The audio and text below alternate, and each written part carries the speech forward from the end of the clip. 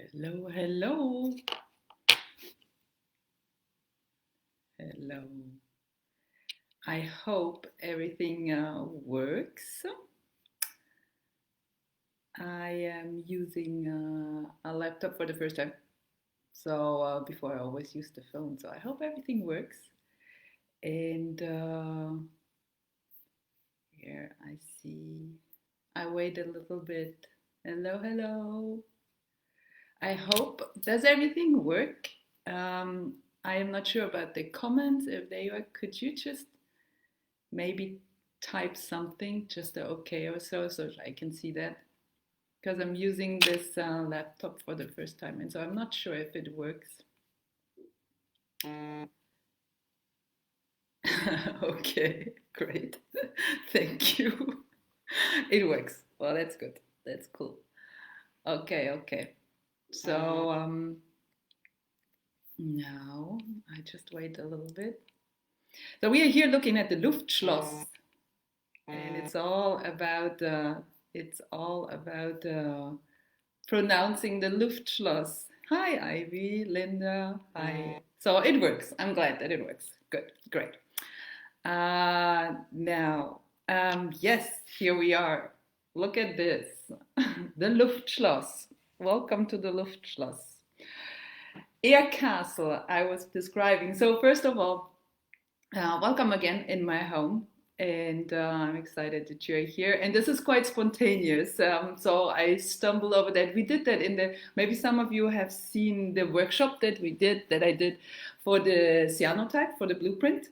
And so there I printed already the Luftschloss. I stumbled over that. I saw a photo of a friend of mine who went to Neuschwanstein Castle, and as a lot of you know probably, so I'm a tour guide for Rick Steves, and I have my own company, and so I often, a couple times a year, I go to this castle in outside of Munich in Bavaria. And this year, for the first time, not. And I saw this friend of mine posting the picture, and I thought, like, well, this year I don't go, and he's going there. He's in Munich, where I'm born.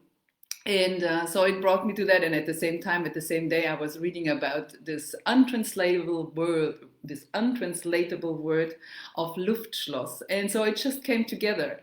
And this is why I'm showing you this cyanotype and with the Luftschloss word. And so there are a couple things I want to do actually today with you. So we have about, I don't know, 45 minutes. It's up to you. You can come in, out.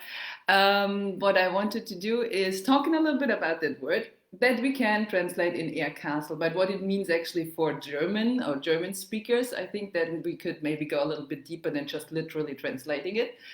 And then also I would like to talk about the king that has built this castle. So we're talking about Neuschwanstein.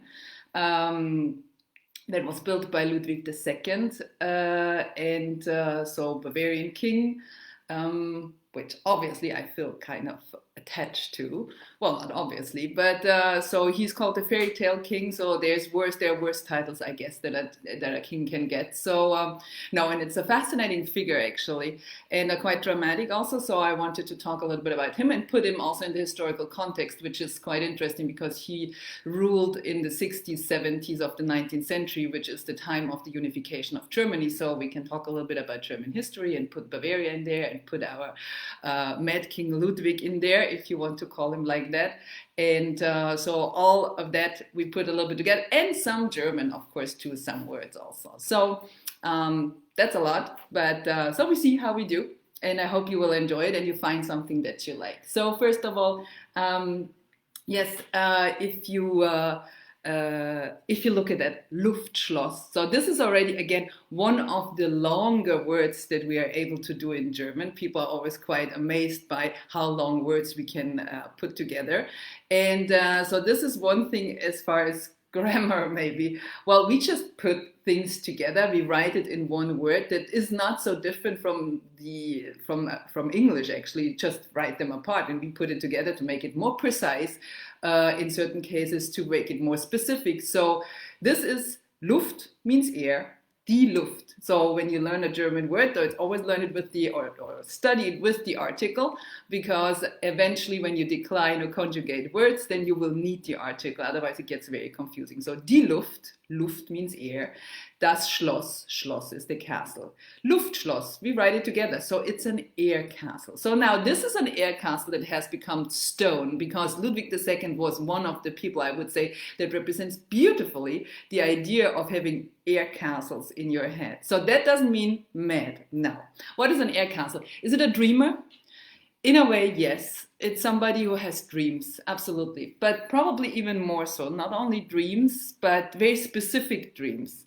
Somebody who is building Luftschlösser, du baust Luftschlösser, you build Luftschlösser, is somebody who has really in his head quite a construct of idea, what he wants to follow, a plan. It's more like a movie. It's like a director.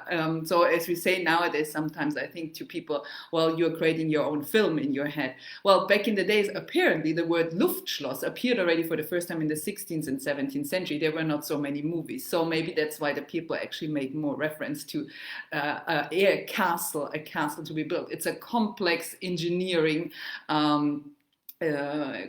project. And so it is something that you follow precisely, that you have in your head, that you really are profoundly believing in that. And you also probably kind of take it in a different world with you. I'm not talking about mad or crazy. So now, the difference, or not the difference, but very often when we say somebody is a daydreamer, is it positive, negative? It depends on the level, I guess. Somebody who is a dreamer, positive, negative. Somebody who is not present or absent. It's a question. Luftschloss could be more negative. Generally, people don't sit there and say, "Oh, I'm building myself a Luftschloss." They don't say that very often. Most of the time it is actually somebody from exterior, somebody else that comes and say, "Oh, you built a Luftschloss." It is too abstract. And generally the connotation is also the plan or the dream or the idea that you have in your head, it will probably not work out. So it has a little bit of negative connotation sometimes. That's true, I think, for a lot of people. So this is, of course, only we are talking about words, communicating, understanding. Everyone has that maybe a little bit different. But so in general, it's somebody else who tells you that. But then there are examples where people that build Luftschlösser, they make them actually real. So what I wanted also, and just give me the chance maybe, and I'm sorry to do that, but you know, it's a little bit tricky right now. But so if you feel like that you know somebody who wants to build Luftschlösser, if you're looking already for some presents, well, you can get a Luftschloss print from me, of course, and you find those on the website if you would like to. So, and other things too, I tell you, I will write also where you find it. Nomadsview.com is my website where I have my photography also and my prints, cyanotype and Van Dyck and also other prints. I would like to make a series actually with some of these funny words and bring them together with photos. I do that very often, and with poems, with words and so on. So just on a side note, for me, I speak several languages, and I'm also planning on extending that. So I'm right now planning of learning a very complicated language, but I'm going to tell you more about that in a little bit. So if you want to check that out, and of course you can do that. I mean, I have made 2, 3, I can do more prints and so on. So there's another one over there. Anyway, so having said so, yes, Luftschloss. I hope that makes sense. So that is what brought me to this and to the castle of Neuschwanstein. So this is another one of these long words, Neuschwanstein. If you have questions about Luftschloss, or if you have other words you want me to look at, then please write me. And we do that then another time or later if we have some time. Okay, so this castle, Neuschwanstein, I'm going to show you, so this is quite spontaneous. This is why there's not going to be like a super presentation and so on. So just imagine we are driving together on the bus on a tour, and we're going on our way to Neuschwanstein now, and I'm going to give you an introduction. So I'm going to bring this out, and I'm going to show you this then. So have a look. This is in original. I took this picture And maybe some of you also have taken the same picture, because this is not something complicated to take. You just have to walk a little bit up and you are on the Marienbrücke, a little bit above the castle, and then you can take the picture onto the castle. So we are here in Bavaria. We are still in Bavaria. We are in Germany, and Bavaria is one of the southern regions, like your states, of Germany. And so it is a part of Germany since the unification, of course. And and this castle was built as we see it today by Ludwig II, also partly of his father, but interior and a lot of parts on the outside was built by Ludwig II in the 19th century. So yes, so you know a lot about Ludwig II, probably more than anyone else of his family. And but I still go back to it because he is a fascinating figure. Of course, it's very tragic also and mysterious, his death. He was found drowned in the lake, and we talk a little bit about that too. But first of all, maybe it's just a little bit of a reminder, because I think it can lead us to German history, which hopefully you're interested in, of the 19th century. So we are talking about the period 19th century post-French Revolution. So there we saw, oh, she goes all the way back to French Revolution. I'm an art historian. I don't know if you know that. So I bicycle a lot, and I print, but I'm an art historian actually. So we go back, French Revolution, 1789, which has changed totally European map, we can say, redistributed, borders were pushed, and so on and so on. And of course, also values and the French Revolution, the ideas of the French Revolution and so on were brought in many places in Europe. So we have to consider that just to start out with. And then, of course, 1815, Waterloo, and so on. So we are then in the 19th century, we have arrived, and nothing will be the same anymore. Now, this will not change all the countries and create all the countries as we know them today. We know also, for example, in France, it took another 100 years until we have something like we call a democracy. There were a couple of kingdoms still, and a couple of empire, and an empire still after the French Revolution. And so this is quite complex, and it is complex also in what will become Germany. So what happens after 1815 is, well, there we have it now. So now we have this old 360 we had before, 360 independent states, pretty much, we had on what was called the Holy Roman Empire. So that is what Napoleon dissolved in 1806. So this was this big construct of what we have today, let's say Austria, Germany, part of Belgium, part of Netherlands still up and there. Then we have, of course, the Balkan. We have part of the Balkan, we have Hungary, we have Czech Republic, parts into Poland. So all of that, 360 independent. In the Holy Roman Empire, dissolved by Napoleon. Then 1850, Napoleon goes, and then we sit there, oops, what are we going to do with that now? I'm simplifying here, so for the history buffs, so excuse me if I'm too simple, but I hope it's okay. So what do we do with that? So now there are the ones that were there before. Who was ruling before there? So there were families like the Wittelsbachers in Bavaria, for example. There were families like the Hohenzollerns in Prussia, for example. We have in the Palatinate, which is in the central west part, aristocratic families. So we talk about aristocrats. And we have, of course, the Habsburgs also in Austria. And it was them that were ruling actually before, already for centuries, this Holy Roman Empire, the Habsburgs, out of Vienna. And so now we are coming to a time where we cannot just turn back the time anymore, and we cannot have an absolute monarch anymore, and we cannot have the same construct again.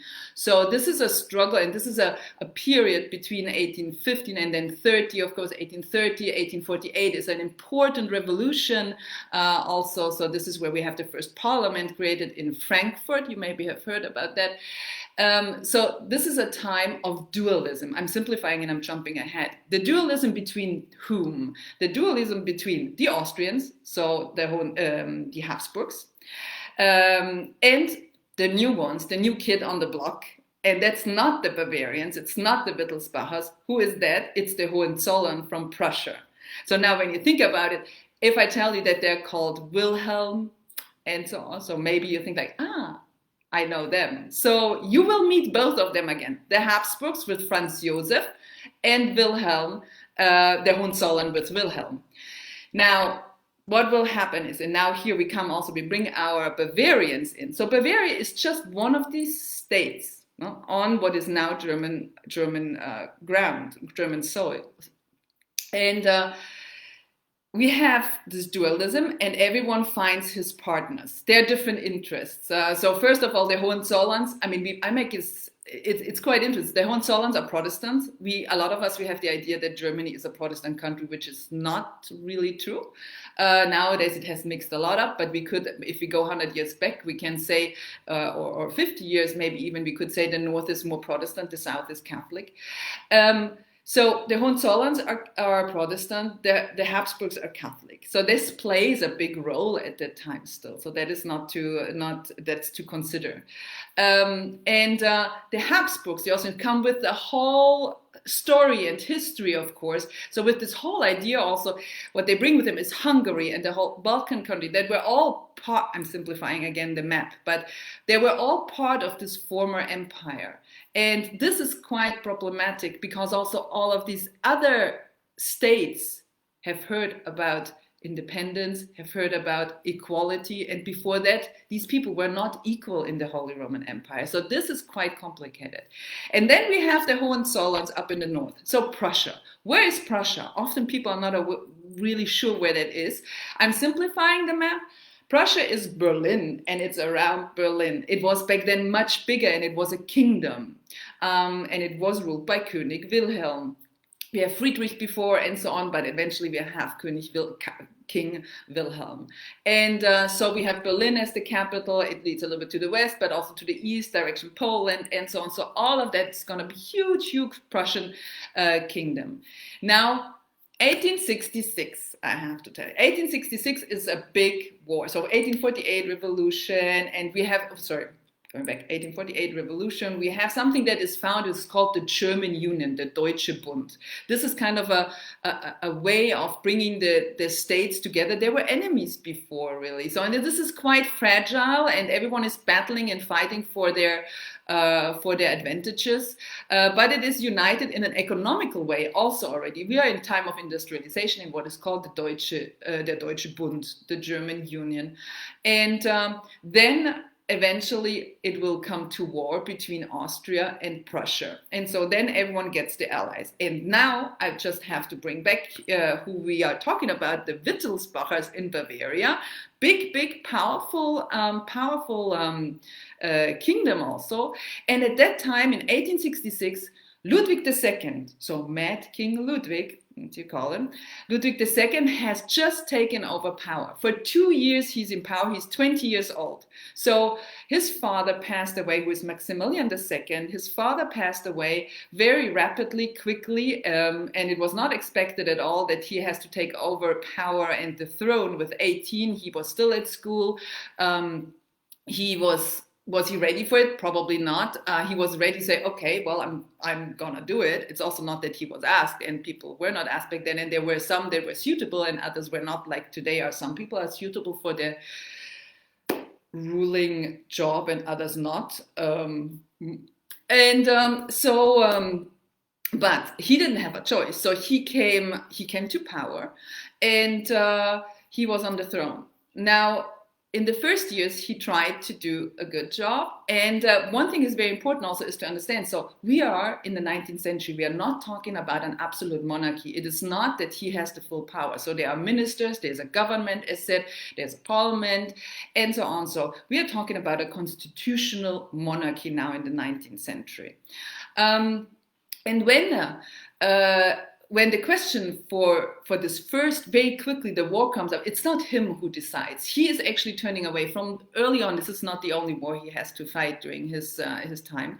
But so he is quite reluctant. And what is though decided by him and the government is that they will not fight with the Hohenzollerns, but with the Habsburgs. Traditionally, I can say that Bavaria in the southern part of Germany feels closer, was historically also closer to the Austrians.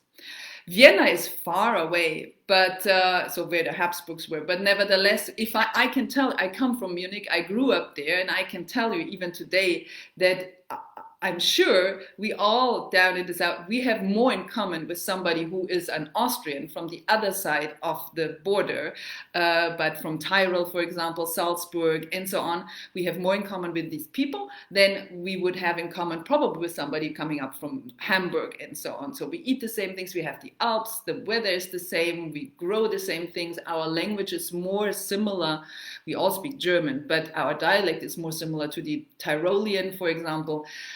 So it goes far, far back. So the Bavarians fought with the Austrians. Well, who will be winning? The other ones. So that was not good. So the Bavarians lose together with the Austrians the war against the Prussians. All right. So the ones from Berlin, Hohenzollern, and they they are the bad kid on the block then. I'm calling a lot of kids on the block here today. I don't know why. But anyway, so they are the bad ones. So they do not get punished, but they also don't have a very advantageous position now in the Union, in the Bund. Obviously, because they were not fighting with them. In other areas that will become Germany, will have fought with the Prussians. Germany is still not found. We are in 1866. Now, we are almost done with the big part of German history, but I hope it's interesting, it seems. So what happens next? The next big war that the Prussians will fight with the Allies, and there is now also the Bavarian actually army will fight on the side, but it's because they don't have really a choice anymore.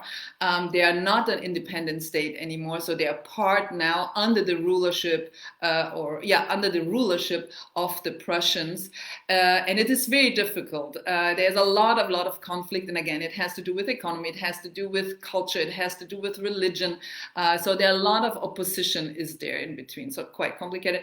They are fighting now. So what war it will come? 1871. And this is the decisive war now in the foundation of Germany. Because do not forget, Germany is not older than 1871. It is even younger than Italy. Italy was just founded a couple of years before. So there was, in this century, there was a lot going on in Europe. And 1871, the Franco-Prussian War, it's called. You have maybe heard about it when you travel to France or maybe in Germany or in history class. Who will win? The Prussians will win with their allies. I don't say Germany because Germany was not united yet. It doesn't exist. And there's an interesting side note I want to mention, though, is because we are all familiar with the Treaty of Versailles. I'm sorry if I'm jumping. I hope you can still follow me. Treaty of Versailles. We are familiar with Versailles Castle and the Treaty of Versailles, and we connected with World War I. But there is another Treaty of Versailles, or another Versailles Treaty, actually, which is signed in Versailles Castle after the 1871 war. And therefore is a second one also. It's kind of a payback. Well, because what was signed after 1871 was the victory of the Prussians was signed in Versailles Castle, in this French castle, which of course was kind of very painful for the French. And therefore, when then the French won World War I, it was kind of also a symbolic payback to the Germans then, and that's why it was again signed in Versailles. I'm simplifying, but this is a little bit just on a side note. I find it quite interesting. We don't know that so much, I think. And so the Prussians win together with the Allies. And so that means now it is open, the gates are open, and now Germany will be united. Germany exists now, not before. And this is also when we talk then about German language. And just a few years before, the brothers Grimm, for example, they have published a German grammar to get back to language. So a German language grammar, the first one was published by the brothers Grimm in the 50s. 1850s, not before. Many different dialects. People from Bavaria would not have been able to understand people from northern Germany. And now, all united, happily ever after. Well, not a lot of problems, of course, have happened during that time. And also for our Ludwig, we shall not forget, Do you have an idea of Ludwig? I haven't even shown, I will show you Ludwig. So hold on. Ludwig, have I shown here? Do you remember? So here is in his good days. So when he came to, hold on, I show him to you in 67. This were the fancy hair. This is fancy hair, Ludwig. That's when he is just crowned. So he's 19 there. That is a little bit later in the 70s. And at the end, he doesn't look so good anymore. Apparently, he drinks a lot and is eating a lot and is a lot alone and has a very difficult time. So not so happy, good looking at that point. So this is our Ludwig. So now 71, again, he had to go to war. He didn't like it. And what happens then actually is also that from the mid-70s on, he's pulling himself more and more away from public. He's not fulfilling his job as a king anymore, as a ruler, as a leader of a state. And that would have been very important. You can imagine that. 2 wars in only 5 years going on. We are in a time, I said, industrialization. So there's a huge shift happening there.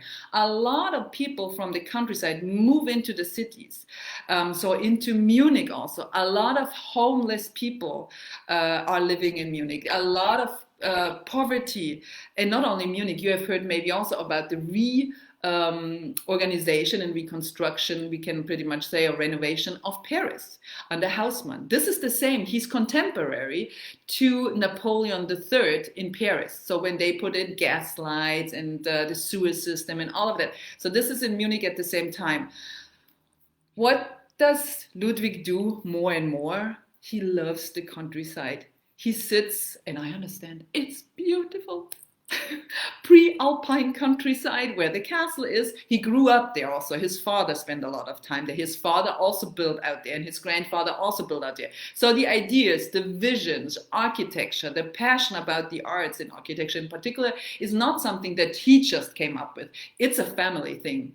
But he pushed it to another level. And he also had more the problem that he pushed it with his ideas and with all the struggle that he went through, not feeling connected to his idea, his job as being a ruler, that during this time, he could not just build anymore what he wanted. He had so many ideas. We only know about 3, we have 3 castles that he built. We have Neuschwanstein. Neuschwanstein. Do you know how easy German is? Neu, new. It's just the W replaced with a U. Schwan, swan. You just take the CH out. You have the same word. Stein, stone. EI, you take it out and put an O in. It's very simple. And Stein, you know from beer Stein. And you need to know that because, of course, it's also Oktoberfest country here, which is unfortunately annulled this year. But Bierstein, so Neuschwanstein is one. Linderhof is the other one. Linderhof. I want to portray you a little bit what Ludwig was, what person he was. So this is Linderhof. This is more in the Rococo style. Rococo style is a style we love very much in Bavaria. It's a little bit over the top. It's more than Baroque even, we like it. And it's also a counter-Reformation style. So this is very much 18th century, beginning 19th, but so he built this castle there. And then we have Herren Chiemsee also in the lake. But what he had in Linderhof is, okay, what he loved to do, I told you, he loved the countryside, riding horses, he loved the horses. He loved to read. Poetry, he read several books sometimes a day, he wrote poetry. He loved music, of course. Who has not heard, if you know a little bit about Bavarian history, of Ludwig II and his passion and his love for Richard Wagner? Remember Lohengrin, Parsifal, The Ring. Have you seen The Ring? 15 hours opera by Wagner. Beautiful 19th century romantic. I'm going to put something up later if you want. The Valkyries, these stories of the German legends. So these are all people from German legends. So this is not that Richard Wagner has written these stories. We know these stories. They come from the 14th, 13th, 14th, 15th, 14th century. And Richard Wagner, or Richard Wagner as we call him, he has then created the music to these stories. And that goes all beautiful together with this idea of romanticism. Ludwig is building castles that look like medieval castles. Richard Wagner is creating music that has as a theme medieval stories. So this is all in this romantic idea of turning back time. And this is where Ludwig throws himself in. And this is also where he throws himself in when he sits in Linderhof in his artificial grotto that he has built there. There's an artificial lake in there, and he's floating on a swan gondola, like the ones in Venice. He's floating around the rock there, and has in the middle, there is a little chamber orchestra that plays Wagner music. No, he was not mad. I know it goes through your head now. You think like, oh, he was mad, Daniela. No. He was a little bit eccentric, maybe. But so he was fleeing obviously into that. No. And he's trying to get away from reality. And that went okay until the middle of the 80s. And then it doesn't go okay anymore. And then he has taken a lot of money out, and there are a lot of debts, and it's a huge state crisis in Bavaria, and it has a lot to do with him, not only, but also the situation that I was explaining to you before, the social situation and so on, so people moving and so. Now it was not possible anymore to keep him in a way. And so now we come to the point where it gets tragic and dramatic. So how will he die? Nobody knows. You know that. This is it's the myth around him. We only found his body. We know where he's buried. He's buried in Munich in the St. Michael's Church in the pedestrian area, in the crypt of the Wittelsbacher family. And but what has happened? So in June, in 1886, we are now, June 1886, 10th of June 1886.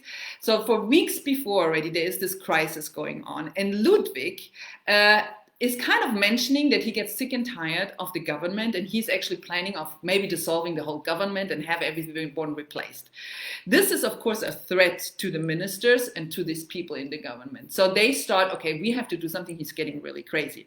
So eventually they come up with the idea, and that is particularly the minister Lutz is his name, if you're interested, Lutz, L-U-T-Z, or C, as you call it, Lutz, and Gooden. Gooden is the doctor who will meet later again. So he has, they come up with a plan that they maybe will be able to disengage, can I call it like, disengage the king from the throne, dismiss him from the throne, throw him out. Now, the way that he wants to abdict, that would have been easier maybe to ask him, because he wasn't happy anyway. But they did not do that. That was kind of impossible. So they looked for a way how they can do that. Now the idea came up, we declare him insane, and it won't be a problem because we are anyway not sure if he's insane or not. And so what happens, Gooden wrote this report in absence about the state of mind of Ludwig.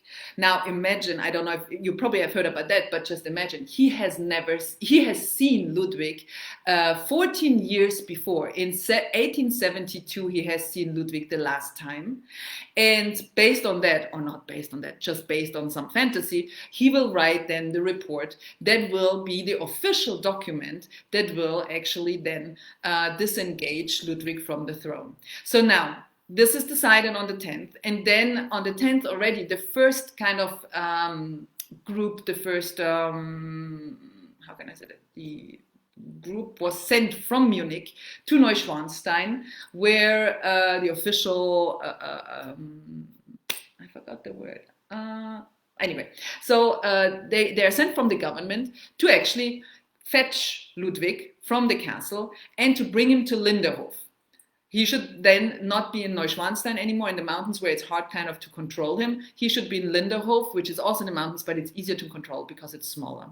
Now, the first group arrives, and they will be in Hohenschwangau. Those of you that have been there, it's the yellow castle that is a little bit below, that was built by his grandfather already. So they stayed there.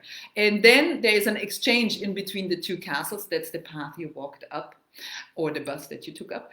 And the idea, so Ludwig sits up there and knows what's going on. And this is a very complex, this will last for 2.5 days, the situation.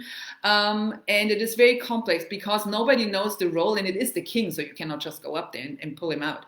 So it's quite complicated. And so there is also ideas of corruption going on, and then conspiracy theories, and all of these things are going on in this small kind of very rural area. So that the first group then will leave actually on the 11th again without having taken him out and going back to Munich. It takes pretty much a day. Now, then there's more discussion in the government, and it all goes even up to the Hohenzollerns, up to Prussia, what is going, because this is a big deal. It's not just some funny little, kingdom going on there. And then they sent the second group, and they then will actually manage to get him out of Neuschwanstein. So now the plan has changed actually, and he's not brought anymore to Linderhof, but he's brought now to Berg, which is at the Lake Starnberg, which is in about 100 kilometers, so it's an 8-hour carriage ride. He will be brought there in a small mansion castle that also belongs to the family. So there he arrives on the 13th of June. So now we have letters actually of Ludwig where he writes, so what's going on and why do they do that? And why don't they just ask me what I want to do? And we have discussions, apparently also letters that have appeared now. And he was outrageous first, but then he calmed down and he's very sad, apparently. And so with him then in Berg is Gudden, the doctor. Stays with him. So now he is arriving in Berg, the next day, so we are coming now to the day where the king will die actually. The next day, what happens is that in the evening, Gudden and the king will go on a walk. So the king is observed all the time. There's always some guards around him. But on that walk, and nobody knows really why, there's no proof why, there's nobody with them. So the two will leave at probably 6:30. So that's what the book says. 6:30, they leave the house, the castle, and they go towards the lake where there's direct access to the lake. And we know apparently where they directly went because they were traces found then. So you know where I'm going. What will happen is at 11:30 at night, so at 10 o'clock they start like, okay, they should be back. Why are they not back? What has happened? And at 11:30 they find the two bodies actually. So there were people on the shore of the lake, and then they were with the boat on the lake. And then with the boat, these people, they found the floating body. The floating body of the king. They found him on the lake, and so he only had a shirt on, which is unusual because he would have had to have his coat on. And Gudden was found too floating, and Gudden have had so that's the doctor. He has had scratches and a blue eye. So maybe there was a fight. So now the big question is, of course, what has happened? And now there's all kinds of different theories there, what has happened. And so where should we start? Well, the theories are that it was a planned murder. There are some people that want to believe that, and there's still today discussions about it. In 2016, there was a huge discussion about. So there are those pro-monarchy. I mean, not that people want to have not very many people want a monarchy now anymore, but there are this pro-monarchy or history monarchy, pro-Wittelsbach. They're generally quite conservative also, and so they rather have the idea that the king was actually killed and did not commit suicide, which also has a religious touch to it. So in 2016, there was a journalist, and there was a movie actually made also, who found a 96-year-old man, who at that point, 96-year-old man, and his family, who was it? 96. So his grandfather had worked in Berg in the castle. No, sorry. The 96-year-old man, he had worked in Nymphenburg Castle, which is also a castle of the Wittelsbach family. And apparently, In 1964, there was, he remembers now, this is in 2016, so 70 years later, he remembers that there was a family member of the Wittelsbacher coming to Nymphenburg with the coat of Ludwig II and with some letters and all that stuff, and he had overheard that they said, we need to burn that tonight because we have to get rid of all of these signs. And then he remembered also, he was 96 when he told that the journalist in 2016, he also remembered that there were 2 holes in the coat, and since he has lived through the wars, he says, I knew exactly that these were 2 holes of rifles. So this is now, for a lot of people that support this idea, proof that he was actually shot. And that's why there was no holes, the coat was gone, and nobody talks about the shirt that he was wearing. But anyway, so there is an idea that he was shot. There is also an idea that he was poisoned, that they actually gave him tranquilizer, so he is not running away, and they gave him so much that he maybe had a heart attack or something like that. So this could have been, and this is maybe quite plausible. And then there is the other theory also. Oh, there's another theory that Bismarck even was involved in the murder. We don't know about that, but it's out there too. I just wanted for the complete. And then there is the other idea that he probably committed suicide, that he saw that he would never be able to build Luftschlösser anymore, air castles anymore. He will lose all his possibilities of live the life that he loved. He felt imprisoned, and which he probably did already for quite some time in a way, but now in a different way, physical way, and that he wanted to commit suicide, and maybe Good and the doctor wanted to hold him back, and there was a fight. Now, Ludwig was about 2 heads higher than Gooden, and much stronger and much bigger. So that's maybe why Gooden has failed to not let him commit suicide. So this is the idea that also the family of the Wittelsbacher is actually supporting. So they say, and they're still around, so they exist in Munich. They still have their title, and they say there is no sign or anything for murder, and probably it makes sense that he committed suicide. What would we say today about how this all went? Well, first of all, it's kind of like a state putsch. It's just impossible to disengage him from his position like that with this fake document, really, this report of his insanity. That's the first thing. And then now what psychiatrists say, when we look at how he was, so he was socially very interior, he had a lot of fantasy, a lot of ideas, there was also a lot of, nevertheless, aggression there, a lot of signs that will lead to the idea that he was probably schizophrenic and probably a form of schizophrenic paranoia. And so that would also maybe lead to the idea that he maybe, yes, had committed suicide. But we don't know so far. We know where he's buried. I don't know if you have had the chance to visit in the crypt of Munich. But this is a little bit of a background about our Ludwig II, who was this immense visionary, and he really was a genius in a way, because it was not only just building. He also had these ideas. Imagine the castle, the Luftschloss. It had inside, it's about the technique also. It had an elevator that brings food up to the dining room or into the throne room, wherever you want to eat. That was something. So this was built in the 1860s.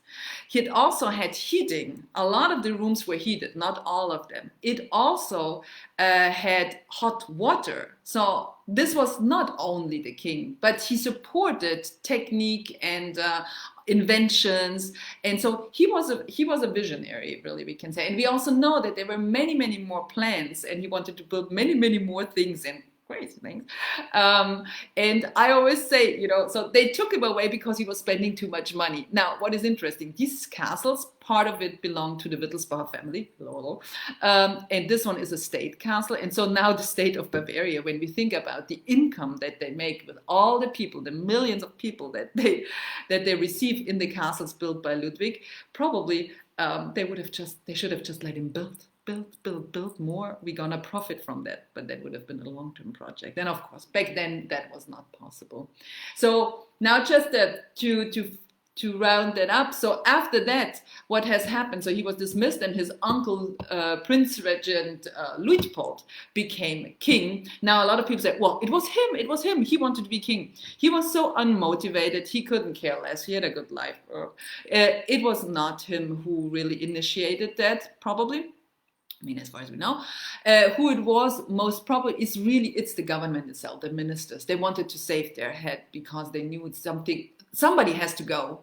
And so it was rather him than that. And then after in World War I up in 1917, so that is then also the end, of course, of the monarchy and the end of the aristocracy ruling in Bavaria. But as said, so they are still there. That doesn't mean that they are not there anymore.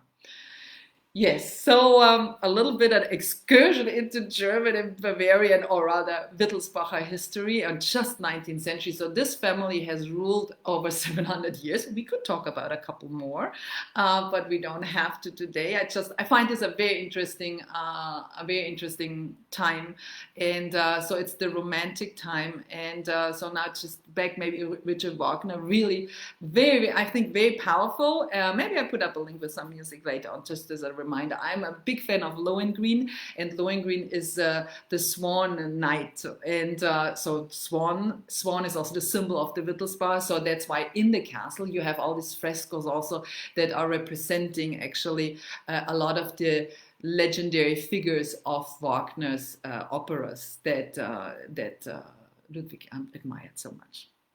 Voila. So to that, and then I just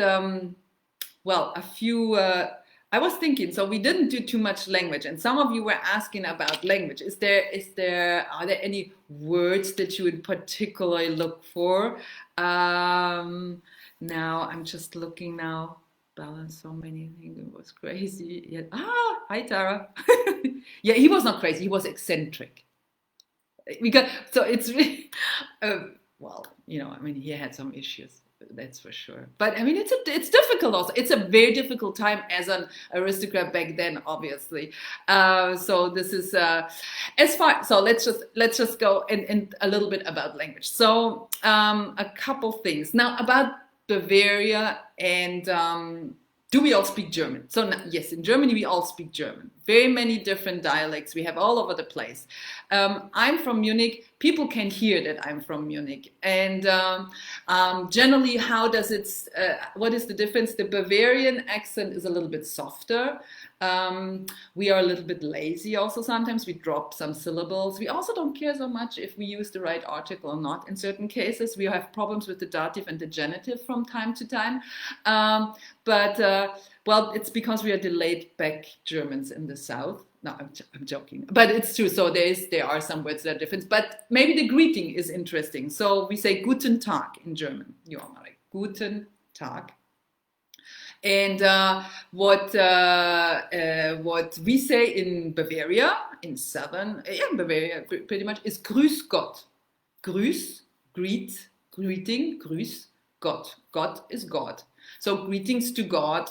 In a way, we can say we greet God. So that's not like a religious code, which one could think. And of course, there is a connection there. So as I said before, it is the southern part of Germany was traditionally more Catholic. Now it mixes all up, I said. But so Grüß Gott. Then we have little words that we use like Schmarrn. Schmarrn is kind of like mess. It's red kein Schmarrn. Sprich keinen Unsinn. A German, or from Prussia, if there's some of my friends are there. Tara, I know you appreciate that. Tara is a colleague of mine. And she loves Bavaria. And so, red kein Schmarrn. We say that in Bavaria. A German would say from somewhere else that sprich keinen Unsinn. But it makes sense. Schmarrn is like, it's a mix. It's like mishmash. It's all confused. That's what that would be. Do you know how to count? Oh, you should know. So the Oktoberfest doesn't take place, but there is the song with 1, 2, 3 Xuffer. Yeah. So 1, 2, 3 drunk. And it doesn't mean drunk like being drunk. It means 1, 2, 3, and then you drink. You drank actually. So In Bavarian, we say eins, zwei, drei. Okay, you should learn German first, maybe. So we say eins, zwei. I hope you sit at home now. You have your fingers out like me, and we count together, okay? Please. Hello. Eins, zwei, drei, vier, fünf, sechs, sieben, acht, neun, 10. You made it? It came back? High school German came back? I hope so. Uh, Otherwise, what else do we need to know? I don't know. If you have questions and if you are interested, let's just bring that to an end maybe. If you are interested about learning some German, I was thinking, well, I could do kind of German class, of course. We could do that together. So let me know. And so I'm looking later at the comments, and I will answer your comments, of course. So now let me just, and I apologize, let me just tell you, if you enjoy still my videos here at home or on the road, and I'm gonna have exciting stuff coming up. I told you I'm gonna move now. I mean, I'm moving around, and there will be exciting stuff coming. I'm packing my bike actually, so if you feel like, you can check out my website, nomadsview.com. I would be totally thrilled and happy if you would like a photo or a print that you find there that I could send you. You can go there and pay and check out, and everything is on the website, safe and good. You can, of course, also check PayPal and for a tip jar. And also I do customized prints, so that's maybe a nice occasion if you want to check out, if you have a photo that you like, that you want to give to somebody, and you would like to have it as a blueprint like this, or if you like the Luftschloss, you know, then you send it to me. I will create the print of that. I had already a couple people, Judith and Erica. I can maybe I can show you. So this is a lot of fun, so we can do customized prints also for you if you'd like it. You find it also on the website nomadsview.com. And please, yes, stay tuned. And it was a great pleasure. I hope you found what you were looking for this Saturday. And I wish you a wonderful Saturday. Still schönen Samstag. Beautiful Saturday. Schönen Samstag. And I say Dankeschön. And I say Tschüss, auf Wiedersehen, Servus, mach's gut, und Prost Mahlzeit. And next year, Prost Mahlzeit is Prost, you know, we said Chin Chin. Mahlzeit is when we say Guten Appetit, have a good meal. And next year, I'm sure, the Oktoberfest will be back, the big beer festival, and we can have hopefully our beer steins clinging again. And I miss you all traveling the same way you do, and I hope you can come back soon and we travel more together. And bye. Thank you so much. Bye. Ciao. Servus. Tschüss.